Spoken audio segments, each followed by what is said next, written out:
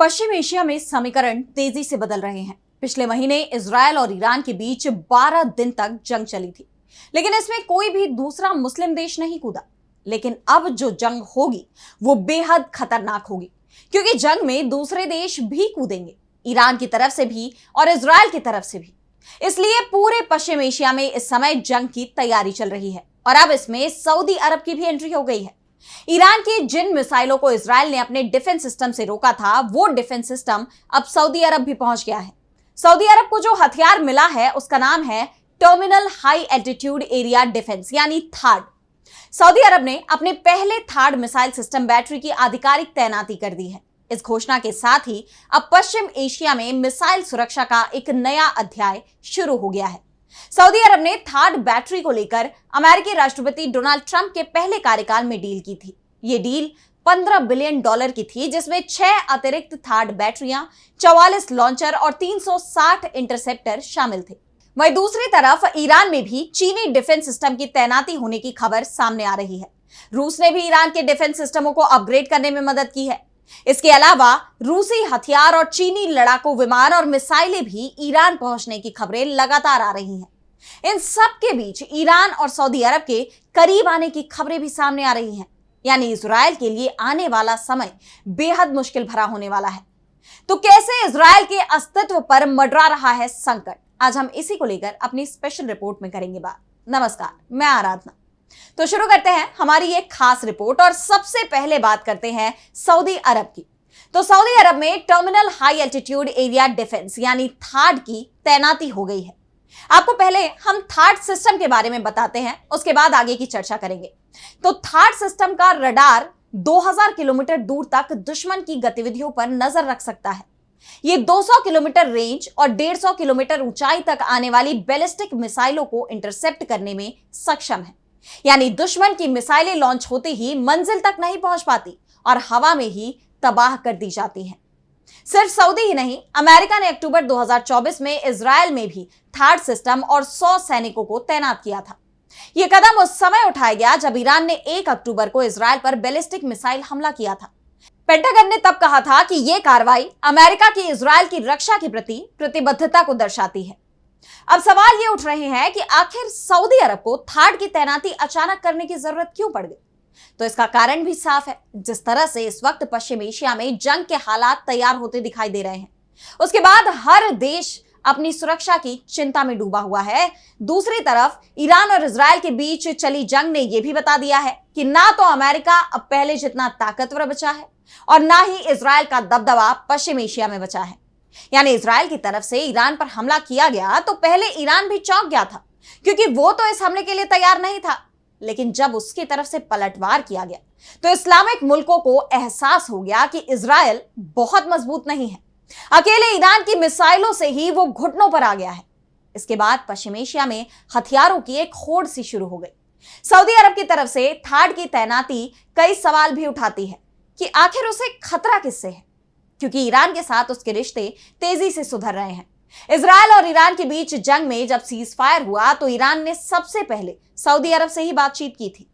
Iran के major general Syed Abdul रहीम Mousavi ने Saudi अरब के रक्षा मंत्री खालिद बिन सलमान के साथ फोन पर बात की। इस बातचीत में यहूदी शासन और संयुक्त राज्य अमेरिका द्वारा किए गए हमलों के साथ दोनों देशों ने द्विपक्षीय और रक्षा के मुद्दों पर बातचीत की। बातचीत क्या हुई ये तो सामने नहीं आया, लेकिन इस बातचीत के बाद ईरान ने इजरायल को खुली धमकी दे दी कि अगर इजरायल ने कोई भी गलत कदम उठाया तो उसका अस्तित्व मिटा दिया जाएगा। मौसवी ने सऊदी अरब से कहा भी कि बेशक दोनों देशों में युद्ध विराम है, लेकिन मुझे इजरायल की प्रतिबद्धता पर संदेह है। इस्लामिक रिवॉल्यूशनरी गार्ड्स कॉर्प्स यानी IRGC के समन्वय के लिए उप कमांडर ब्रिगेडियर जनरल मोहम्मद रजा नागदी ने कहा कि इजरायल के खिलाफ ईरान ने अपने डिफेंस क्षमता का सिर्फ 5% ही इस्तेमाल किया था। अगर ईरान पूरी ताकत के साथ उतरता तो इजरायल का अंजाम बहुत बुरा होता। यानी एक बात तो साफ है कि थाड मिसाइलों की तैनाती ईरान के खिलाफ तो नहीं हो रही है, और दूसरा, ईरान भी नहीं चाहेगा कि इजरायल के खिलाफ जंग में मुस्लिम देशों के बीच कोई फूट पड़े।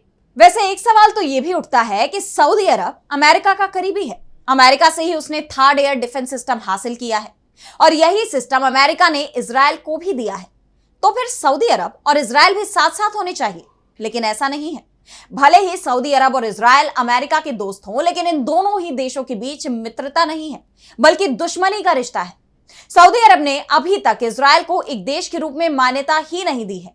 ऐसे में सवाल ये भी उठ रहे हैं कि अगर इजराइल और ईरान के बीच जंग दोबारा होती है और कहीं सऊदी अरब ईरान के साथ खड़ा हुआ न दिखे, वैसे इसकी संभावनाएं बेहद कम दिख रही हैं, लेकिन इजराइल के खिलाफ अगर तमाम मुस्लिम देश एकजुट हो गए तो फिर सऊदी अरब पर भी दबाव पड़ सकता है।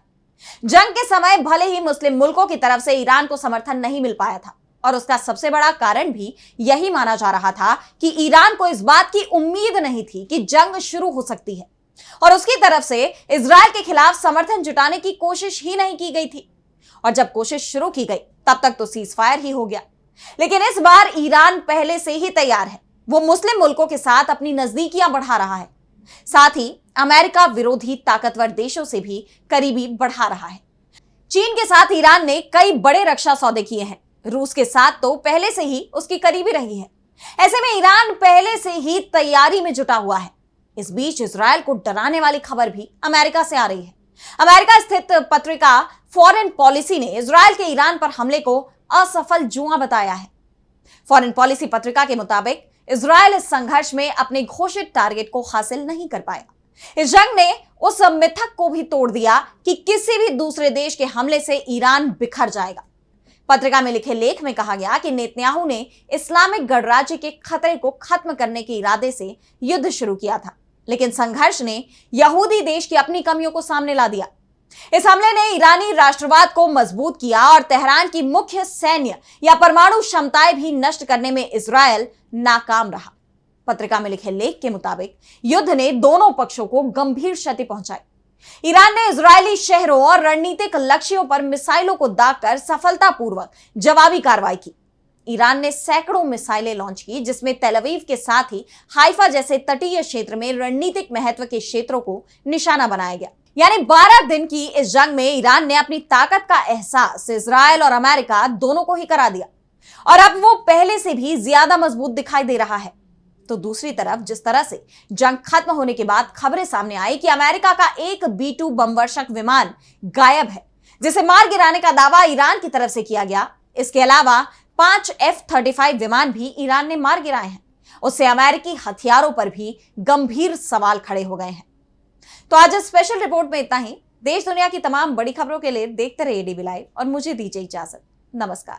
हमारे चैनल से जुड़े रहने के लिए YouTube पर टाइप करें DB लाइव, सब्सक्राइब बटन को क्लिक करें और बेल आइकन को दबाना न भूलें, ताकि खबरें आप तक पहुंचती रहें।